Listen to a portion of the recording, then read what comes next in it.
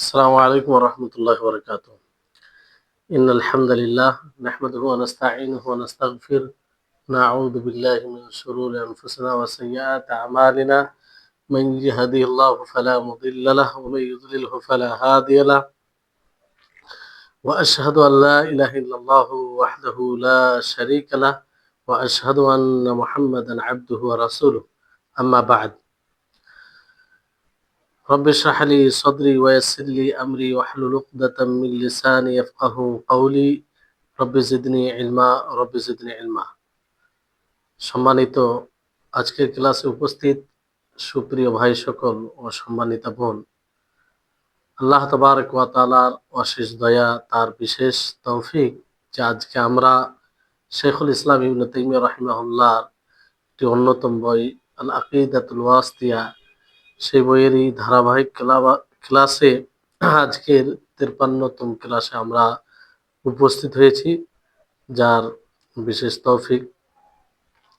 তারপরে আমাদের সকলের প্রাণ প্রিয় নবী করিম মুহাম্মদ মুস্তাফা সাল্লাল্লাহু আলাইহি ওয়াসাল্লাম, ওনার উপর অসংখ্য শান্তির ধারা বর্ষিত হোক। আল্লাহুম্মা সাল্লি আলাইহি আল্লাহুম্মা বারিক আলাইহি। জি,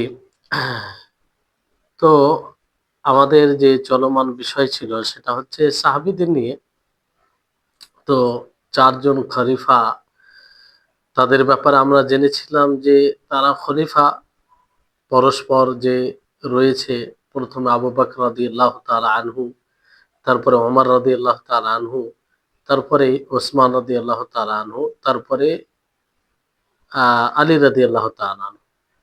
আর আবু বকর রাদিয়াল্লাহু তাআলা আনহু তিনি প্রথম খলিফা ছিলেন, উমর রাদিয়াল্লাহু তাআলা আনহু প্রথম ছিলেন, ওসমান রাদিয়াল্লাহু তাআলা আনহু তৃতীয়। এখান থেকে আমাদেরকে এটা স্পষ্ট ধারণা রাখতে হবে যে এগুলো খেলাফত তারা উপযুক্ত ছিলেন, আর কেউ কারো অধিকার ছিনিয়ে দেননি। যেমনটা রাফিজা শিয়ারা ধারণা রাখে যে আলী রাদিয়াল্লাহু তাআলা আনহু তিনি খেলাফতের হকদার ছিলেন, কিন্তু তেনার থেকে ছিনিয়ে নেওয়া হয়েছে। এটা একদম ভিত্তিহীন, যার কোনো মূল নেই। এটা গুমরাহি, বিভ্রান্তিকর বিষয় এটা। আহ, আর যে চারটি খলিফা বলা হয়েছে, এতে কোনো সন্দেহ নেই যে তারা উপযুক্ত ছিল, এবং পরবর্তীতে যারা হয়েছে তারা তাদের থেকে তারা বেশি উপযুক্ত। কারণ এটা স্বাভাবিক বিষয়, যারা ওই জামানায় ছিল, প্রথম সময় ছিল, তারা বেশি উত্তম পরবর্তী সময়ের তুলনায়। এই জন্য ওই সময় যারা খলিফা হয়েছে তারা ওই হকদার এবং ন্যায়পরায়ণ ছিল। কারণ সেই জমানাটা, সেই সময়টা স্বর্ণযুগ। আল্লাহ নবীর ভাষ্য অনুযায়ী সে সময়টা উত্তম শ্রেষ্ঠ জামানা, খায়রুল কুরুনি কারনি। তো নবী করিম মুহাম্মদ সাল্লাল্লাহু আলাইহি সাল্লামের ভাষ্য অনুযায়ী যে হ্যাঁ, সাহাবীদের জামানা, নবী সাল্লাল্লাহু আলাইহি সাল্লামের জামানা সবচেয়ে উত্তম জামানা ছিল। তো উত্তম জামানা, ওই সময় তো জালিম কোনো শাসক হতে পারে না। যেমন আল্লাহ তাবারক ওয়া তাআলা বলেন, ওয়া কাযালিকা নুআল্লি বা'দাজ জালিমিনা বা'দান বিমা কানু ইয়াকসিবুন, যে অনুরূপভাবে আমি কিছু জালিমকে আহ কিছু কিছু জালিমকে কিছু লোকের উপরে শাসক কিংবা নেতৃত্ব দিয়েছি তাদের কৃতকর্মের ফলে। তো আজকে যে আমাদের জালিম শাসক ন্যায় প্রতিষ্ঠিত করে না, জুলুম করে, মানুষ তাদের আহ জুলমে অন্যায় নিপীড়িত, তার কারণ হচ্ছে আমাদের কর্ম। আমরা ইমানের দিক দিয়ে অতি দুর্বল হয়ে গেছি, ফলে আল্লাহ তাআলা আমাদের উপরে এইরকম জালিম শাসক মুসাল্লাত করে দিয়েছেন। তো যাই হোক, ওই সময় এটা বোঝা যাচ্ছে যে তিনারা ন্যায়পরায়ণ, এই দিক থেকেও বোঝা যায়। এখন বিষয়টি হচ্ছে যে ধারাবাহিকভাবে আমরা জানলাম যে আবু বকর রাদিয়াল্লাহু তাআলা আনহু তিনি প্রথম, তারপর ওমর, তারপর ওসমান, তারপর আলী। এর মানে কি সার্বিকভাবে তিনারা ফজিলতের অধিকারী ছিলেন? মানে ওমর ফারুক, আবু বকর রাদিয়াল্লাহু তাআলা আনহু তিনি কি একদম মুতলাকান সবার শ্রেষ্ঠ? তো আবু বকর রাদিয়াল্লাহু তাআলা আনহু তিনার ব্যাপার বলা যেতে পারে। বাকি আরো রয়েছে। এমনি সার্বিকভাবে বলা যেতে পারে যে আবু বকর রাদিয়াল্লাহু তাআলা আনহু তিনি সবচেয়ে কল্যাণ ছিলেন, মানে উত্তম। তারপরে ওমর রাদিয়াল্লাহু তাআলা আনহু। তারপরে বিষয়টি হচ্ছে যে এটা আমভাবে একটা বলা যেতে পারে। কিন্তু কোনো বিষয়ে কেউ অগ্রাধিকার রাখতে পারে। কেউ কোনো বিষয়ে অগ্রাধিকার রাখতে পারে। এর মানে এটা নয় যে সমস্ত বিষয়ে সবকিছুতে এগিয়ে। এটা এটা অর্থ নয়। জি, তাহলে এই বিষয়টি আমাদেরকে খেয়াল রাখতে হবে।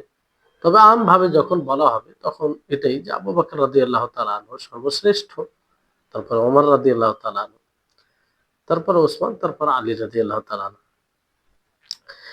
তারপরে লেখক রাহিমাহুল্লাহ তিনি বলেন যে আহলুস সুন্নাহ ওয়াল জামাআহ তারা আকীদা পোষণ করে ওয়া ইউহিব্বুনা আহলা বাইতি রাসূলিল্লাহি সাল্লাল্লাহু আলাইহি ওয়াসাল্লাম ওয়া ইয়াতাওয়াল্লাউনাহুম, যে তারা আহলে বায়ত রাসূলুল্লাহ সাল্লাল্লাহু আলাইহি ওয়াসাল্লামের আহলে বায়তকে ভালোবাসে আর তাদের সাথে বন্ধুত্ব করে, তাদের সাথে ভ্রাতৃত্বপূর্ণ বন্ধুত্ব করে। আহলে বাইতের এটা আকীদা মানহাজ তথা আমাদের সকলের এটা হওয়া উচিত। আহলে সুন্নাহ ওয়াল জামাতের এটা নীতির মধ্যে আসে যে তারা আহলে বাইতকে ভালোবাসে এবং আহলে বাইতকে দুটি কারণে ভালোবাসে। একটি হচ্ছে ঈমানের কারণে, ঈমান আছে সেই কারণে। আর একটি হচ্ছে রাসূল সাল্লাল্লাহু আলাইহি সাল্লামের সাথে কারাবাত, আত্মীয়তার কারণে। নবী সাল্লাল্লাহু আলাইহি সাল্লামের বংশধর এই ফলে। তো দুটি কারণে, একটি হচ্ছে যে ঈমান, রাসূল সাল্লাল্লাহু আলাইহি সাল্লামের প্রতি ঈমান, আ আর রাসূল সাল্লাল্লাহু আলাইহি সাল্লামের কারাবাত, মানে তারা ঈমান এনেছিল রাসূল সাল্লাল্লাহু আলাইহি সাল্লামের উপরে এবং রাসূল সাল্লাল্লাহু আলাইহি সাল্লামের সাথ দিয়েছিল। আর রাসূল সাল্লাল্লাহু আলাইহি সাল্লামের কারাবাত সম্পর্ক, আত্মীয়, ফলে তাদেরকে কোনো সময় আহলুস সুন্নাহ ওয়াল জামাআহ অপছন্দ করেন না। কারাহাত মানে অপছন্দ করেন না। যেমনটা রাফিজারা করে। তারা বলে যারাই যে ব্যক্তি আবু বকরকে ভালোবাসবে, উমরকে ভালোবাসবে, সে আলীকে ঘৃণা করবে। মানে তাদের কথা অনুযায়ী আবু বকরকে, উমরকে ভালোবাসা মানে আলীকে, আলী রাদিয়াল্লাহু তাআলা আনহুকে ঘৃণা করা। এজন্য তারা বলে যে এটা অসম্ভব যে আলীকে ভালোবাসবে আর আবু বকর ওমরকে ঘৃণা করবে না। মানে আলীকে ভালোবাসতে হলে আবু বকর ও ওমরকে ঘৃণা করতে হবে। আর আবু বকর ওমরকে ভালোবাসতে হলে আলীকে ঘৃণা করতে হবে। এরকম বিষয়। তো মূলত তারা আবু বকর রাদিয়াল্লাহু তাআলা আনহু ও উমর রাদিয়াল্লাহু তাআলা আনহুর ব্যাপারে তারা ধারণা রাখে যে এনারা আলী ইবনে আবি তালিবের দুশমন, শত্রু। শত্রু, অথচ এটা বাস্তবতার বিপরীত। অধিক আকারে এরকম রিওয়ায়াত এসেছে আলী রাদিয়াল্লাহু তাআলা আনহু থেকে যে তিনি মিম্বারের উপরে আবু বকর ও ওমরের প্রশংসা করেছেন, সুনাম করেছেন। তাদের মানে কৃতিত্ব মানুষের সামনে তুলে ধরেছেন। তো যদি দুশমন হতো এমনটা তো করতেন না। আর এটা একটি রিওয়ায়াত নয়, বরং এত অধিক আকারে এইরকম কথা আলী রাদিয়াল্লাহু তাআলা আনহু থেকে এসেছে যেটাকে মিথ্যা বলা কোনো মতেই আহ সম্ভব নয়। তো আমরা বলবো যে আমরা আল্লাহ তাআলাকে সাক্ষী দিব এই কথার উপরে যে আমরা আহলে বায়তকে ভালোবাসবো। এবং আহলে বায়তকে ভালোবাসবো কেন? এক নবী সাল্লাল্লাহু আলাইহি ওয়াসাল্লামের বংশধর, তার আত্মীয়। তো আমরা আল্লাহ তাআলাকে ভালোবাসতে গিয়ে তাদেরকে ভালোবাসবো। তার রাসূলকে ভালোবাসতে গিয়ে আমরা তাদেরকে ভালোবাসবো। আল্লাহর জন্য তাদেরকে ভালোবাসা। কারণ আল্লাহ তাআলার হুকুম। এটা ঈমানের অবিচ্ছিন্ন অংশ তাদেরকে ভালোবাসা। জি। আর তার আহলে বাইত বলতে তার বংশধর। আর বংশধরের মধ্যে তিনার স্ত্রীগণকেও শামিল করা হয়েছে, অন্তর্ভুক্ত করা হয়েছে। এটা কোরআন থেকে প্রমাণিত। কোরআনে যদি আপনি সূরা আহজাবের ২৮ থেকে ৩৩ নম্বর আয়াত পড়েন, তো ওখানে দেখতে পাবেন যে আহ আয়াতে নবী সাল্লাল্লাহু আলাইহি ওয়াসাল্লামের স্ত্রীগণের ব্যাপারেও বলা হয়েছে। জি, নবী সাল্লাল্লাহু আলাইহি ওয়াসাল্লামের স্ত্রীগণের ব্যাপারে বলা হয়েছে। হুম, বলা হয়েছে ইয়া নিসা নবী লাস্তুন্না কা আহাদিন মিনান নিসা, যে তোমরা যে হে নবীগণ, নবীর স্ত্রীগণ, যে তোমরা অন্য মেয়েদের মতো নও, অন্য মেয়েদের মতো নয় যদি তোমরা তাকওয়া অবলম্বন করো। তো এভাবে বলা হয়েছে এবং তাদেরকে বাড়িতে অবস্থান করতে বলা হয়েছে বিশেষভাবে। তো যাই হোক, এই নবীগণের স্ত্রী তারাও আলে বেতে অন্তর্ভুক্ত, তো তাদেরকেও ভালোবাসতে হবে। এতে শামিল নবী সাল্লাল্লাহু আলাইহি ওয়াসাল্লামের আলে বেতের মধ্যে অন্তর্ভুক্ত তারা, এতে কোনো সন্দেহ নেই।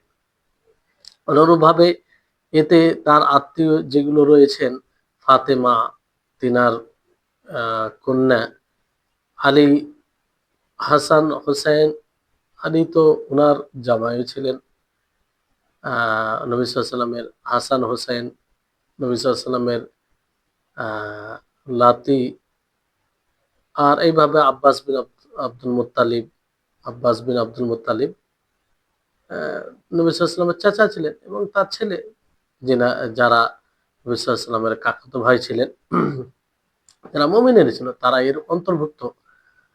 তো আমরা তাদেরকে ভালোবাসবো রাসূল সাল্লাল্লাহু আলাইহি ওয়াসাল্লামের আত্মীয়তার কারণে, এবং তাদের আল্লাহর উপরে ঈমান আনার কারণে, দুটি কারণে। যে তারা নবী সাল্লাল্লাহু আলাইহি ওয়াসাল্লামের আত্মীয়, তো আমরা যদি নবীকে ভালোবাসি, তার আত্মীয়কে ভালোবাসতে হবে। আর তাদেরকে ভালোবাসা, নবী সাল্লাল্লাহু আলাইহি ওয়াসাল্লাম হুকুম যে তাদেরকে ভালোবাসতে হবে। আর তারাই আল্লাহর উপরে ঈমান এনেছিল, এই ক্ষেত্রে ভালোবাসবো। তো হ্যাঁ, ভালোবাসবো কিসের ভিত্তিতে? যে এক তো নবী সাল্লাল্লাহু আলাইহি ওয়াসাল্লামের আত্মীয়তা, দ্বিতীয় হচ্ছে তারা আল্লাহর উপরে ঈমান এনেছে। যদি তারা কাফের হয়, তো আমরা তাদেরকে ভালোবাসবো না, যতই রাসূলের কাছের হোক না কেন। যতই রাসূল সাল্লাল্লাহু আলাইহি ওয়াসাল্লামের কাছের হোক না কেন, তাকে আমরা ভালোবাসবো না। যেমন আবু লাহাব, রাসূল সাল্লাল্লাহু আলাইহি ওয়াসাল্লামের চাচা, তাকে কোনো অবস্থায় ভালোবাসা যাবে না, বরং তার প্রতি ঘৃণা রাখতে হবে, বিদ্বেষ রাখতে হবে। হ্যাঁ, কারণ সে কাফির ছিল, তার কুফরির কারণে তাকে ভালোবাসা যাবে না। অথচ নবী সাল্লাল্লাহু আলাইহি ওয়াসাল্লামের চাচা, কারণ সে নবী সাল্লাল্লাহু আলাইহি ওয়াসাল্লামকে কষ্ট দিয়েছে, নবী সাল্লাল্লাহু আলাইহি ওয়াসাল্লামকে ব্যথা দিয়েছে, নবী সাল্লাল্লাহু আলাইহি ওয়াসাল্লামের উপরে নানা রকম ভাবে অন্যায় জুলুম করেছে। অনুরূপ ভাবে আবু তালিবকে ভালোবাসা যাবে না। আবু তালিবকে কেন যাবে না? সে ইসলাম গ্রহণ করেনি, ইসলামে দীক্ষিত হয়নি, তার কুফরের কারণে তাকে ভালোবাসা যাবে না। কিন্তু আবু তালিব যে সব কর্মগুলো করেছিল, নবী সাল্লাল্লাহু আলাইহি ওয়াসাল্লামের সাথ দিয়েছিল, সেগুলোকে আমরা ভালোবাসবো, সেই কর্মগুলোকে, যে নবী সাল্লাল্লাহু আলাইহি ওয়াসাল্লামের প্রোটেকশনে, নবী সাল্লাল্লাহু আলাইহি ওয়াসাল্লামের সমর্থন বলতে, যে কেউ তার উপরে ক্ষতি করতে চাইলে সে দাঁড়াতো ভাতিজার পক্ষ হয়ে। তো এগুলোকে আমরা ভালোবাসবো। নবী সাল্লাল্লাহু আলাইহি ওয়াসাল্লামের পক্ষ থেকে ডিফেন্স করেছে, প্রতিরোধ করেছে, এগুলোকে আমরা ভালোবাসবো। কিন্তু ব্যক্তিগতভাবে তাকে ভালোবাসা যাবে না, কারণ সে কাফের ছিল, সে কাফের ছিল।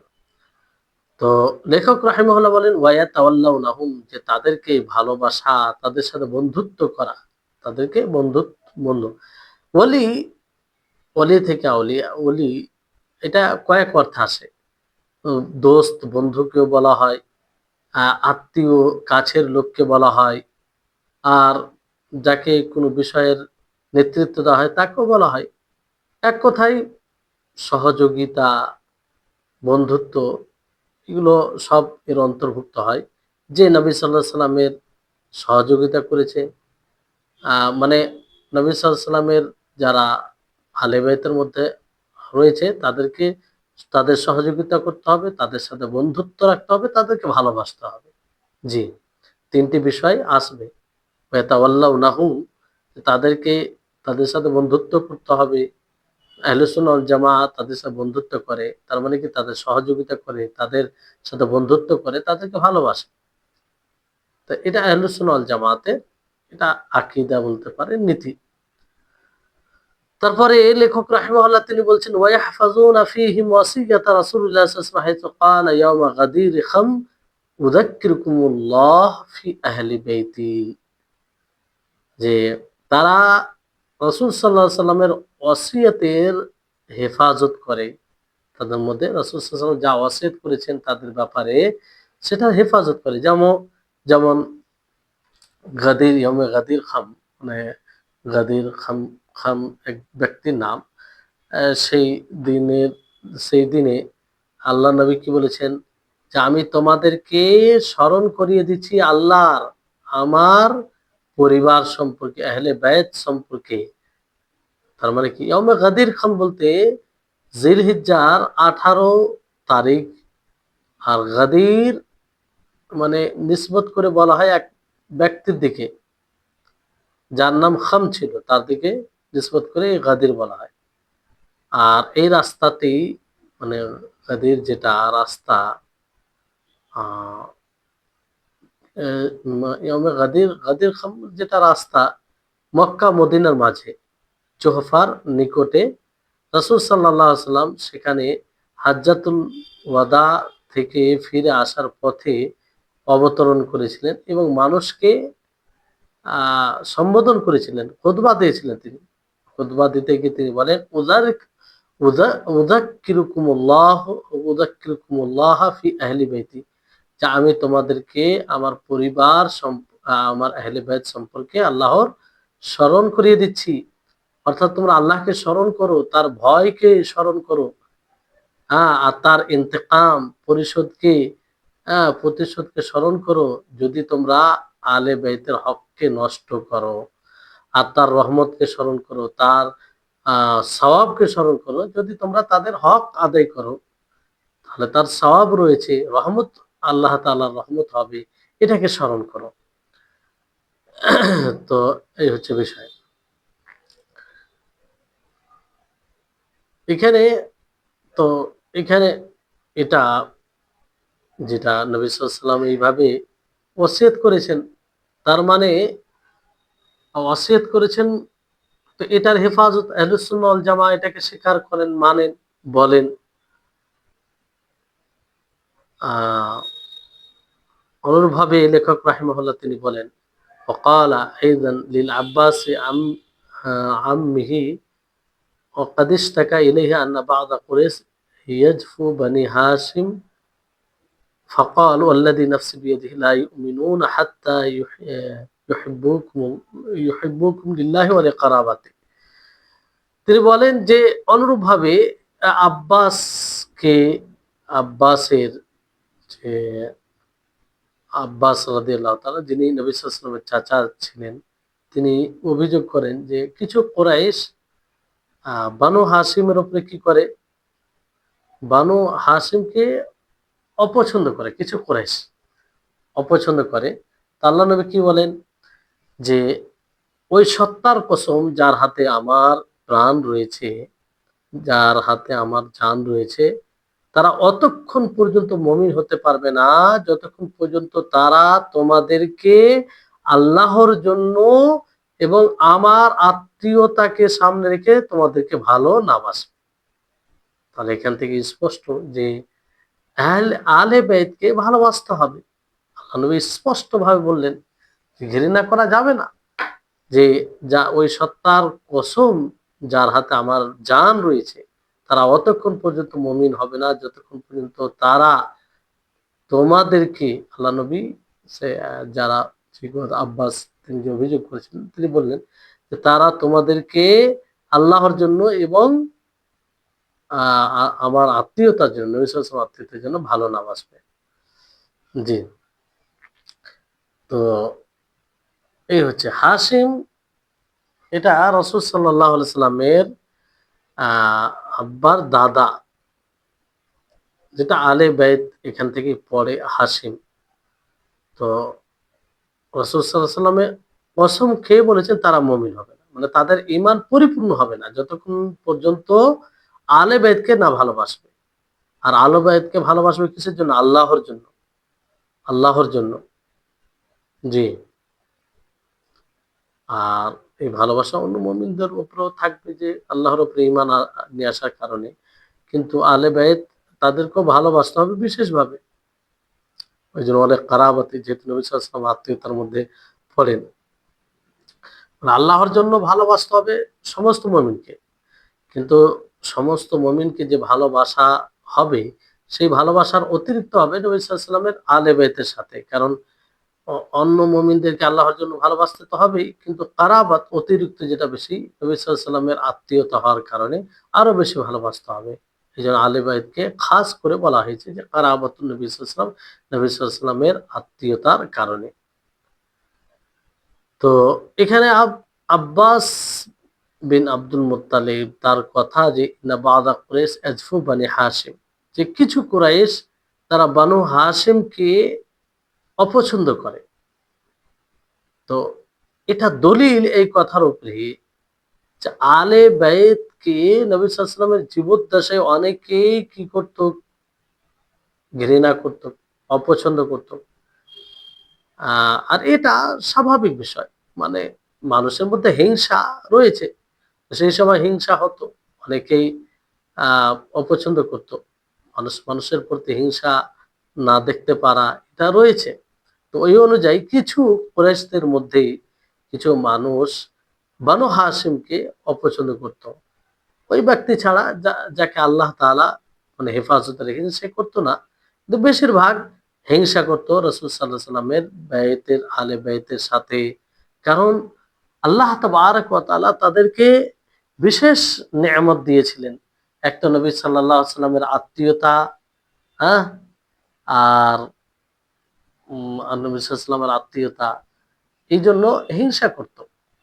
এইজন্য হিংসা করত। কুরাইশের মধ্যে তারাও কুরাইশের মধ্যে ছিল। কিন্তু বানু হাশিমের মধ্যে পড়তো না। বানু হাশিমের মধ্যে পড়তো না। আর বানু হাশিম হচ্ছে নবী সাল্লাল্লাহু আলাইহি ওয়াসাল্লামের আলের মধ্যে পড়ে, কিংবা বানু হাশিম এটা নবী সাল্লাল্লাহু আলাইহি ওয়াসাল্লামের এতে পড়ে। তারপরে লেখক রাহিমাহুল্লাহ তিনি বলেন যে ইন্নাল্লাহ আস্তাফা বানি ইসমাইল ওয়াস্তাফা মিন বানি ইসমাইল কিনানা ওয়াস্তাফা মিন কিনানাতা কুরাইশান ওয়াস্তাফা মিন কুরাইশ বানি হাশিম ওয়াস্তাফানি মিন বানি হাশিম। যে নিশ্চয় আল্লাহ তাবারক ওয়া তাআলা বানু ইসরাইলকে চয়ন করেছেন। তারপর বানু ইসরাইলের মধ্যে কেনানাকে চয়ন করেছেন। কেনানার মধ্যে কুরাইশকে আল্লাহ তাআলা চয়ন করেছেন।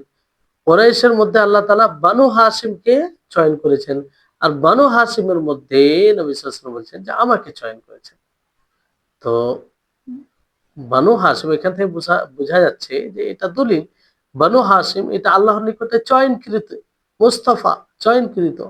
আল্লাহর মাখলুকের মধ্যে বানু হাশিমকে তিনি চয়ন করেছেন আল্লাহ তাবারক ওয়া তাআলা। মুখতার, মুস্তাফা আল্লাহ তাআলার নিকটে। তো আহলুস সুন্নাহ ওয়াল জামাতের আকীদা হচ্ছে আহলে বাইতের সাথে যেটা সম্পৃক্ত, যে তারা আহলুস সুন্নাহ ওয়াল জামাত তারা তাদেরকে ভালোবাসে, তাদের সাথে বন্ধুত্ব করে এবং রাসূল সাল্লাল্লাহু আলাইহি সাল্লামের ওসিয়তের কি করে, হেফাজত করে। হ্যাঁ? উম মানে মানে যে যে ব্যাপারে আল্লাহ নবী ওসিয়ত করেছে তাদের ব্যাপারে সেটা পালন করে। আর তাদের যে মনজিল, তাদের যে অবস্থান, তাদের যে মর্যাদা, সেই মর্যাদা থেকে নিচে করে না। আর তাদের থেকে আহলুস সুন্নাহ ওয়াল জামাত সম্পর্ক বিচ্ছিন্ন করে যারা তাদের ব্যাপারে বাড়াবাড়ি করে। সাহাবীদের আহলে বাইতের ব্যাপারে বাড়াবাড়ি করে। এমনকি উলুহিয়ত পর্যন্ত পৌঁছে যায়। তো এদের থেকে আহলুস সুন্নাহ ওয়াল জামাত সম্পর্ক বিচ্ছিন্ন করে। যেমন আব্দুল্লাহ ইবনে সাবা আলী ইবনে আবি তালিবের ব্যাপারে কি বলেছিল? আলী ইবনে আবি তালিবের ব্যাপারে সে বলেছিল আনতাল্লাহ, নাউযুবিল্লাহ, যে আপনি আল্লাহ। আলী রাদিয়াল্লাহু তাআলা আনহুকে সম্বোধন করে আব্দুল্লাহ ইবনে সাবা বলেছে আনতাল্লাহ, যে আপনি আল্লাহ, নাউযুবিল্লাহ, এইভাবে বলেছিল। আর মাশহুর ঘটনা এটা। তো যাই হোক, ইসমাইল ইবনু ইব্রাহিম আল খালিল, ইব্রাহিম আলাইহিস সালামের পুত্র সকলেই জানে।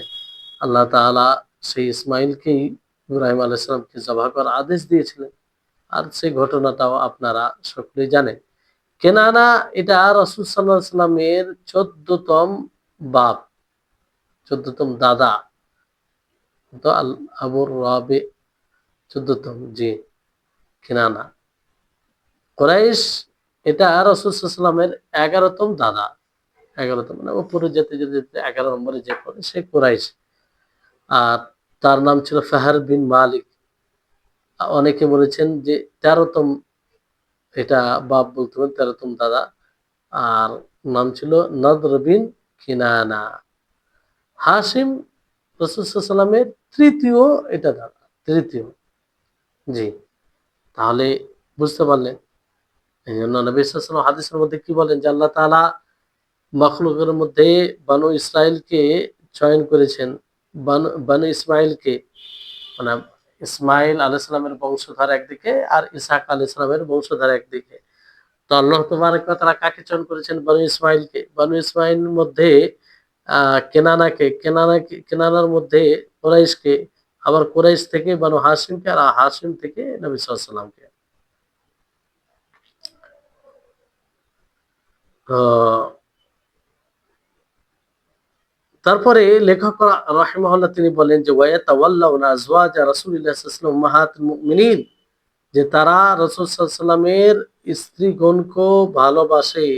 তারা নবী মুমিনদের মা, মুমিনদের মা, উম্মাহাতুল মুমিনিন মুমিনদের মা। আজওয়াজ নবী সাল্লাল্লাহু আলাইহি ওয়াসাল্লামের স্ত্রীগণ মুমিনদের জন্য মা। কিসে? তাদের ইকরাম করাতে, যেমন ভাবে মায়ের শ্রদ্ধা করা হয়, সম্মান জানাতে, তাদের সাথে সম্পর্ক রাখতে। আল্লাহ তাবারক ওয়া তাআলা বলেন যে আন-নাবিয়্যু আওলা বিল মুমিনিনা মিন আনফুসিহিম ওয়া আজওয়াজুহু উম্মাহাতুহুম, যে নবী সাল্লাল্লাহু আলাইহি ওয়াসাল্লাম মুমিনদের নিকটে তাদের নফসের চেয়ে, আর তার স্ত্রীগণ তাদের মা, মুমিনদের মা। জি, এইজন্য আমরা সেই নবীগণের স্ত্রীগণকে, আমরা আমাদের মাকে, মানে নবীগণের স্ত্রী মানে আমাদের মা, সকল মুমিনদের মা, তাদেরকে আমরা ভালোবাসবো, তাদের পক্ষ থেকে আমরা ডিফেন্স করব, তাদের ব্যাপারে কুরুচিকর মন্তব্য করলে সেটার আমরা জবাব দেব, সেটার প্রতিবাদ করব। আর আমাদের ধারণা হবে যে জমিনে সবচেয়ে উত্তম তারা স্ত্রী, নবী সাল্লাল্লাহু আলাইহি ওয়াসাল্লামের স্ত্রী হিসাবে। কারণ তারা নবীর স্ত্রী, রাসূলের স্ত্রী, যিনি মাখলুকের মধ্যে সর্বোত্তম। লেখক রাহিমাহুল্লাহ বলেন যে ওয়ায়ুমিনুনা বিআন্নাহুন্না আজওয়াজুহু ফিল আখিরাহ, তারা ঈমান রাখে যে তারা আখিরাতে তার স্ত্রী, আখিরাতেও তার নবী সাল্লাল্লাহু আলাইহি ওয়াসাল্লামের স্ত্রী হবে। দুনিয়াতে যারা নবী সাল্লাল্লাহু আলাইহি ওয়াসাল্লামের স্ত্রী ছিলেন, তারা আখিরাতেও নবী সাল্লাল্লাহু আলাইহি ওয়াসাল্লামের স্ত্রী হবে। কারণ এই ব্যাপারে হাদিস রয়েছে। সূরা গাফিরের ৭ থেকে ৮ নম্বর আয়াত পড়বেন, সেখানে বলা হয়েছে। জি, ওখানে যেমন আল্লাহ তাআলা ৮ নম্বর আয়াতে কি বলেন? রব্বানা ওয়া আদখিলহু জান্নাতা আদনিল্লাতী ওয়া'আদতাহুম ওয়া মান সালাহা মিন আবাইহিম ওয়া আজওয়াজিহিম ওয়া যুররিয়্যাতিহিম ইন্নাকা আনতাল আজিজুল হাকীম। জি, আজওয়াজ, আজওয়াজিহিম, যৌজ এর বহুবচন আজওয়াজ, যুররিয়া, যুররিয়া, তো এখানে আজওয়াজ বলা হয়েছে। তো নবী সাল্লাল্লাহু আলাইহি সাল্লামের স্ত্রীগণ তারাও জান্নাতে যাবে, যেহেতু নবী সাল্লাল্লাহু আলাইহি সাল্লাম জান্নাতে, তা তো তাতে কোনো সন্দেহ নেই। তো যারা মুমিন হবে তারাও যদি জান্নাতে যায়, তো জান্নাতেও মুমিনদের যারা স্ত্রী, দুনিয়াতে যারা স্ত্রী মুমিনদের, তারা যদি জান্নাতে যায়, তো জান্নাতে গিয়েও তাদেরই স্ত্রী হবে, তাদেরই স্ত্রী হবে যদি জান্নাতে যায়।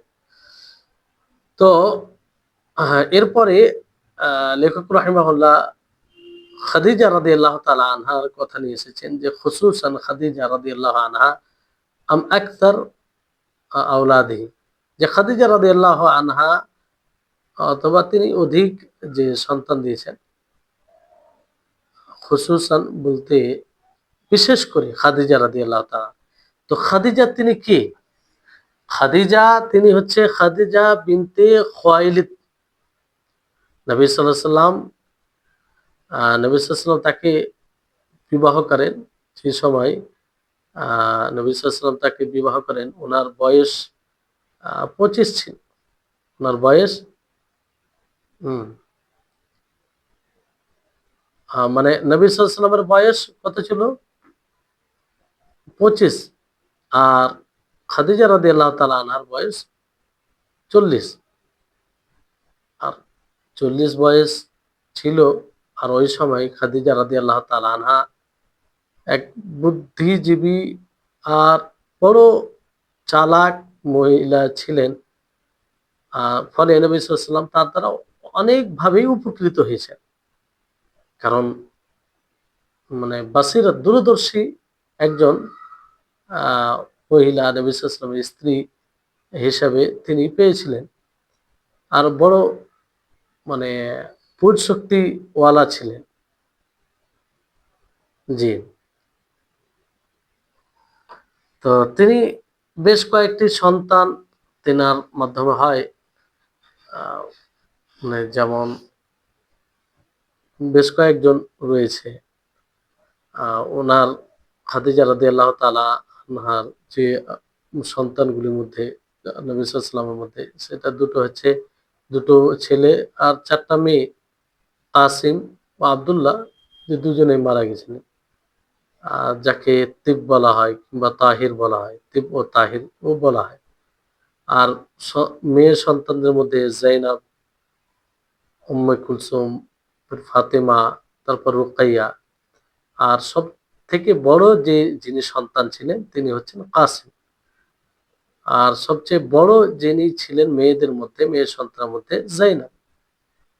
ইনি হচ্ছেন খাদিজা রাদিয়াল্লাহু তাআলা আনহা, যার মোট ৬টি সন্তান ছিল নবী সাল্লাল্লাহু আলাইহি ওয়াসাল্লাম থেকে। দুটো ছেলে আর দুটো মেয়ে। দুটো ছেলে, একজন আব্দুল্লাহ আর একজন কাসিম। কাসিম বড়, তারপর আব্দুল্লাহ, দুজনে মারা গেছেন, যাকে তিব ও তাহির বলা হয়। আর ৪টি মেয়ে, সবচেয়ে বড় জাইনাব, তারপর উম্মে কুলসুম, তারপর ফাতিমা, তারপর রুকাইয়া। জি।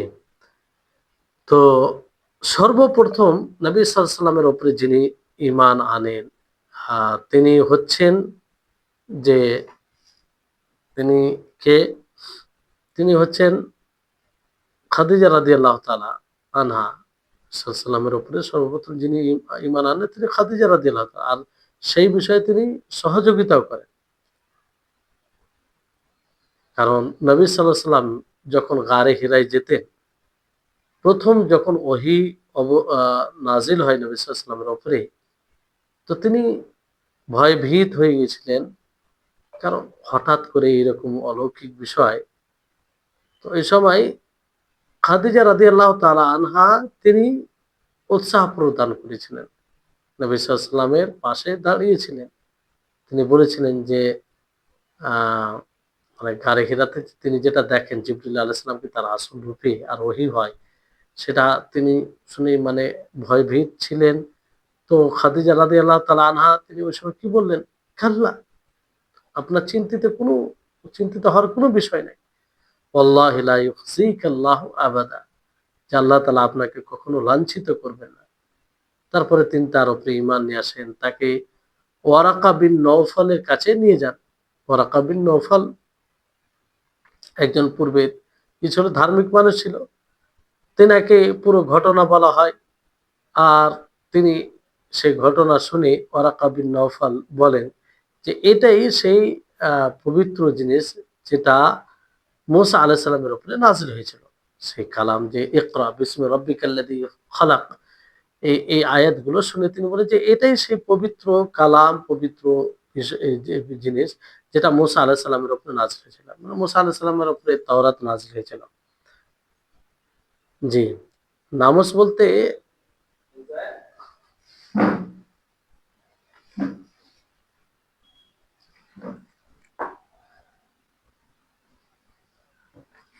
জি, তো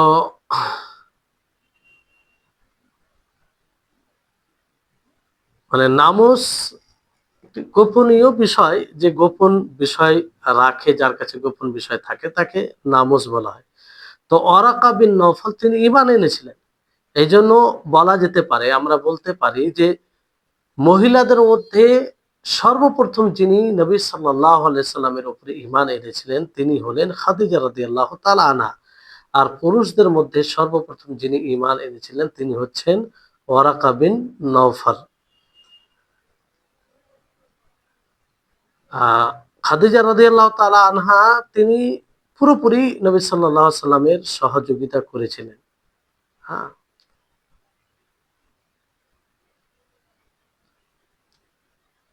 আর নবী সাল্লাল্লাহু আলাইহি সাল্লামও তাকে মানে নবী সাল্লাল্লাহু আলাইহি সাল্লামের উপরে যে দায়িত্ব আল্লাহ তাআলার পক্ষ থেকে অর্পণ করা হয়েছিল, সে দায়িত্ব পালনে তিনি অনেক সহযোগিতা খাদিজা রাদিয়াল্লাহু তাআলা আনহা থেকে পেয়েছিলেন। দায়িত্ব পালনে বলতে তিনাকে উৎসাহ দিয়েছিলেন। সবসময় তিনার পাশে ছিলেন। তো এখান থেকে এটাই স্পষ্ট হয় যে তিনার এক বিশেষ মর্যাদা রয়েছে। বিশেষ মর্যাদা রয়েছে যেটা আ মৃত্যুর পরেও মানে তার ওই মর্যাদা খেয়াল রাখতে হবে। আর নবী সাল্লাল্লাহু আলাইহি ওয়াসাল্লাম সেটা খেয়াল রাখতেন। এমনকি খাদিজা রাদিয়াল্লাহু তাআলা আনহা যখন মারা যাওয়ার পরেও উনার যার সাথে সম্পর্ক কিংবা আ যাদের সাথে চলাফেরা ছিল তাদেরও তিনি সম্মান করতেন। কারণ তিনি খাদিজা রাদিয়াল্লাহু তাআলা আনহাকে ভালোবাসতেন। ফলে তাদেরও তিনি সম্মান করতেন। রাসূল সাল্লাল্লাহু আলাইহি ওয়াসাল্লামের নিকটে অতি মানে মর্যাদার অধিকারী ছিলেন খাদিজা রাদিয়াল্লাহু তাআলা আনহা। তারপরে সিদ্দিকা বিনতে সিদ্দিক বলতে আয়েশা রাদিয়াল্লাহু তাআলা আনহা। আয়েশা রাদিয়াল্লাহু তাআলা আনহা সিদ্দিক কেন বলা হয়? আবু বকর সিদ্দিককে সিদ্দিক কেন বলা হয়? পরিপূর্ণভাবে রাসূল সাল্লাল্লাহু আলাইহি ওয়াসাল্লামের সত্যায়ন করার ফলে আর চলাফেরাতে, মামলাতে সবকিছুতে সততা থাকার কারণে সিদ্দিক বলা হয়েছে। আর ধৈর্য অবলম্বন করেছে যা কিছু কষ্টের সম্মুখীন হয়েছে। আয়েশা রাদিয়াল্লাহু তাআলা আনহাকে এই ক্ষেত্রে সিদ্দিকা বলা হয়। সিদ্দিকা কারণ তিনিও রাসূল সাল্লাল্লাহু আলাইহি ওয়াসাল্লামকে পরিপূর্ণভাবে সত্যায়ন করেছিলেন। আর লেনদেন চলাফেরার ক্ষেত্রে তিনি পরিপূর্ণ সত্য যতটা হওয়া যায় মানুষের পক্ষ থেকে তিনি ছিলেন। অনুরূপভাবে তিনি যে কষ্টের সম্মুখীন হয়েছেন তাতে পুরোপুরি ধৈর্য অবলম্বন করেছিলেন। ধৈর্যশীল ছিলেন। যেমন ইফকের ঘটনা সকলেই জানেন যে ইফকের ঘটনা কতটা বেদনাদায়ক ছিল, কতটা মানে মানসিকভাবে ভেঙে যাওয়ার ছিল। চিন্তা করেন যে নবী সাল্লাল্লাহু আলাইহি ওয়াসাল্লাম পর্যন্ত কথা বলেননি। আর পুরো ওনাকে নিয়ে আলোচনা, সমালোচনা, ঝড় শুরু হয়েছিল। তিনি নবীর স্ত্রী ছিলেন ওই সময়। এত বড় একটা অপবাদ যেটার সত্যতার তিনি শুধু জানতেন যে এটা মিথ্যা। আর আল্লাহ তাআলা তো জানতেন, বাকি কেউ জানতো না যে আসল বাস্তবতা কি। তো ওই সময় এতটাই তারপরেও তিনি ধৈর্য ছিলেন। আল্লাহর উপরে পুরোপুরি ভরসা রেখেছিলেন যে আল্লাহ তাআলা তাকে এই মুসিবত থেকে উদ্ধার করবেন। এর ফলে আল্লাহ তাবারক ওয়া তাআলা তার যে তিনি ত্রুটি মুক্ত ছিলেন, তিনি এই এর মানে এগুলো করেননি মানে যা তার উপরে মিথ্যা অপবাদ লাগানো হয়েছিল সেটা থেকে তিনি অনেক দূর ছিলেন। তার কাছেও ছিলেন না। যে সম্পর্কে আল্লাহ তাআলা আয়াত নাযিল করলেন। আর আয়াত নাযিল করার ফলে আয়েশা রাদিয়াল্লাহু তাআলা আনহা তিনি বলেছিলেন যে আল্লাহ ব্যতীত কারো প্রশংসা করব না। আল্লাহ ব্যতীত আমি কারো প্রশংসা করব না। মানে আল্লাহ তাআলা তার সম্মানকে আরো বৃদ্ধি করে দিলেন। একটি আয়াত নয়, দুটি আয়াত নয়, প্রায় ১০ টি আয়াত আয়েশা রাদিয়াল্লাহু তাআলা আনহার ব্যাপারে নাযিল করে এটা স্পষ্ট করে দেন যে তিনি এক মুমিনা, সত্যবাদী। তো আয়েশা বিনতে সিদ্দিক তিনি বিনতে সিদ্দিক এইজন্য বলা হয়। তো আবু বকর রাদিয়াল্লাহু তাআলা আনহু তিনি এই উম্মতের সিদ্দিক, পুরো উম্মতের সিদ্দিক। সর্বপ্রথম তিনি ঈমান এনেছিলেন, কোনো আ করেননি। তো এবার এখানে বিষয় যেটি আরেকটি আসে যে আয়েশা রাদিয়াল্লাহু তাআলা আনহার ফজিলত বেশি না খাদিজা রাদিয়াল্লাহু তাআলা আনহার ফজিলত বেশি? তো আয়েশা রাদিয়াল্লাহু তাআলা আনহার ফজিলত অন্য মহিলাদের ব্যাপারে নবী সাল্লাল্লাহু আলাইহি ওয়াসাল্লাম যেমন একটি হাদিসে বলেন যে ফাদলু আয়েশাতা আলান নিসা কাফাদলি সারিদ আলা সাইরি তাআমি। আয়েশা রাদিয়াল্লাহু তাআলা আনহার ফজিলত শ্রেষ্ঠত্ব অন্য মহিলাদের উপরে এমনই যেমন সারিদ এক এক প্রকার খাবার সমস্ত খাবারের উপরে সারিদ খাবারটি উত্তম। তো এখান থেকে আমভাবে নবী সাল্লাল্লাহু আলাইহি ওয়াসাল্লাম কি বলেছেন যে আয়েশা রাদিয়াল্লাহু তাআলা আনহা সবচেয়ে উত্তম মহিলা, উত্তম, সবার চেয়ে বেশি ফজিলতের অধিকারী সমস্ত, মানে অনেকে বলেছেন যে এখান থেকে উদ্দেশ্য হচ্ছে যে আয়েশা রাদিয়াল্লাহু তাআলা আনহা সমস্ত মহিলার চেয়ে উত্তম। এটা কখন? মানে নবী সাল্লাল্লাহু আলাইহি ওয়াসাল্লামের সেই স্ত্রীগণ থেকে যারা জীবিত ছিল তাদের থেকে। খাদিজা রাদিয়াল্লাহু তাআলা আনহা এর অন্তর্ভুক্ত নয়। খাদিজা রাদিয়াল্লাহু তাআলা আনহা এর অন্তর্ভুক্ত নয়, বরং নবী সাল্লাল্লাহু আলাইহি ওয়াসাল্লাম যখন বলেন আয়েশা রাদিয়াল্লাহু, তখন যারা জীবিত ছিল নবী সাল্লাল্লাহু আলাইহি ওয়াসাল্লামের স্ত্রীগণের মধ্যে, তাদের মধ্যে তিনি মানে উত্তম হবে, যারা মারা গেছে তা নয়। তো এটা অনেকে বলেছেন, কিন্তু হাদিস থেকে যেটা বোঝা যায় ব্যাপকভাবে যে রাসূল সাল্লাল্লাহু আলাইহি ওয়াসাল্লাম আমভাবে বলেছেন। মানে এটা অন্য অন্য হাদিস থেকে অন্য জায়গা থেকে এটা স্পষ্ট হয়। যেমন রাসূল সাল্লাল্লাহু আলাইহি ওয়াসাল্লাম বলেন যে মানুষের মধ্যে কিছু পূর্ণতা, মানুষের মধ্যে অনেকেই পূর্ণতা লাভ করেছে, কিন্তু মহিলাদের মধ্যে খুব কমই রয়েছে যারা পূর্ণতা লাভ করেছে। আসিয়া, যে ফেরাউনের স্ত্রী আসিয়া, এবং মারিয়াম বিনতে ইমরান, খাদিজা বিনতে খুয়াইলিদ ছাড়া, এদের ছাড়া। তারপরে তিনি বলেন যে আয়েশার ফজিলত মহিলাদের উপরে যেমন সারিদ এক প্রকার খাবার সমস্ত খাবার উপরে। তো এখান থেকে বোঝা যায় যে আমভাবে নবী সাল্লাল্লাহু আলাইহি ওয়াসাল্লাম বলেছেন আয়েশার ফজিলত, এমনকি খাদিজা রাদিয়াল্লাহু তাআলা আনহার চেয়েও, এই হাদিস থেকে বোঝা যায়।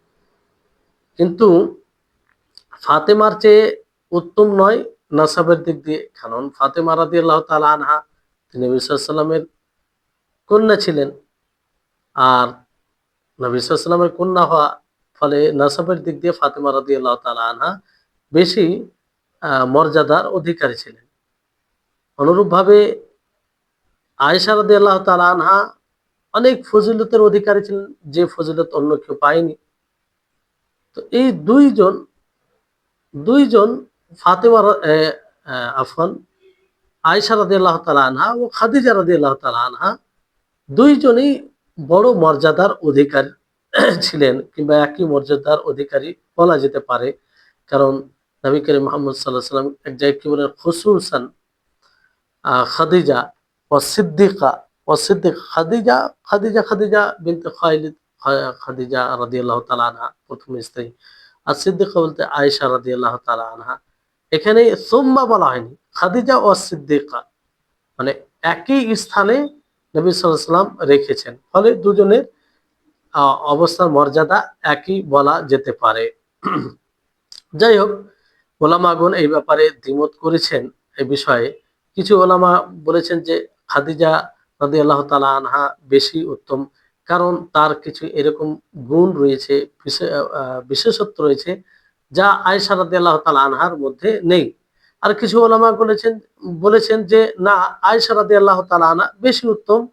এই হাদিস, যে হাদিস আপনাদেরকে বলা হলো, যে সরাসরি আল্লাহ নবী বলেছেন যে যেমন সারিদ খাবার অন্য সমস্ত খাবারের চেয়ে উত্তম, অনুরূপভাবে আয়েশা সমস্ত মহিলার উপরে।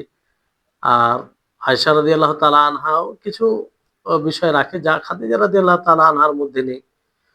তো এখানে বিষয়টা হচ্ছে যে প্রত্যেকের মধ্যে কিছু কিছু বিশেষত্ব আছে যা অন্যের মধ্যে নেই। হ্যাঁ, অন্যের মধ্যে নেই, এটা প্রত্যেকের মধ্যে। যেমন খাদিজা রাদিয়াল্লাহু তাআলা আনহা তিনি প্রথম স্ত্রী ছিলেন, তো কিভাবে নবী সাল্লাল্লাহু আলাইহি ওয়াসাল্লামের সহযোগিতা করেছেন, ওই সময় নবী সাল্লাল্লাহু আলাইহি ওয়াসাল্লামের পাশে দাঁড়িয়েছিলেন, নবী সাল্লাল্লাহু আলাইহি ওয়াসাল্লামকে উৎসাহ প্রদান করেছেন, যেটা একটা জটিল সময় ছিল, খুব করুণ অবস্থা ছিল। তো এটা একটা বিশেষত্ব যা অন্য স্ত্রীর মধ্যে ছিল না। অনুরূপভাবে মানে এটা আয়েশার মধ্যে, আয়েশা রাদিয়াল্লাহু তাআলা আনহার মধ্যে ছিল না। কিন্তু আয়েশা রাদিয়াল্লাহু তাআলা আনহার মধ্যে যে বিশেষত্ব ছিল সেটা, যে নবী সাল্লাল্লাহু আলাইহি ওয়াসাল্লামের মৃত্যুর পরে যে আয়েশা রাদিয়াল্লাহু তাআলা আনহা ইলম অর্জন করেছিলেন নবী সাল্লাল্লাহু আলাইহি ওয়াসাল্লাম থেকে, সেটা প্রচার প্রসার আয়েশা রাদিয়াল্লাহু তাআলা আনহা দ্বারা অনেক হয়েছে। যেটা উম্মতে মুহাম্মাদের হেদায়েতের কারণ হয়েছে, যেটা খাদিজা রাদিয়াল্লাহু তাআলা আনহা করেননি। তো এই দিক দিয়ে আয়েশা রাদিয়াল্লাহু তাআলা আনহা বেশি ফজিলতের অধিকারী। তো যাই হোক, একেকজন একেক দিক দিয়ে ফজিলত বেশি রাখে। ফলে আমরা বলব যে উভয়ের মর্যাদা অনেক। তারা উভয়ে অধিক মর্যাদার অধিকারী বাকি স্ত্রীগণ থেকে, আমরা এইভাবে বলতে পারি। জি, তো এই হচ্ছে বিষয়। আজকে এখান থেকেই মানে ইতি করছি। আল্লাহ তাবারক ওয়া তাআলা আমাদের সকলকে বোঝার তৌফিক দান করুন। আমরা যেন সকলেই এসব বিষয়গুলো বুঝি আর এইভাবে আমরা আহলে বাইতকে, রাসূল সাল্লাল্লাহু আলাইহি ওয়াসাল্লামের বংশধর, তাদেরকে ভালোবাসতে পারি, মনে জায়গা দিতে পারি। তাদের ব্যাপারে আমরা কখনো যেন ঘৃণা পোষণ না করি। আল্লাহ তাআলা তাদেরকে চয়ন করেছেন। তো আল্লাহ তাআলা অবশ্যই তাদেরকে ভালোবাসেন। ফলে আল্লাহ তাআলা যে জিনিসটা আল্লাহ তাআলার নিকটে প্রিয়, আমাদের নিকটেও প্রিয় হওয়া উচিত। আল্লাহ তাআলা আমাদের সকলকে সার্বিকভাবে তৌফিক দান করুন। ওয়া আখির দাওয়ানা আনিল হামদুলিল্লাহি রাব্বিল আলামিন। আসসালামু আলাইকুম ওয়া রাহমাতুল্লাহি ওয়া বারাকাতুহু।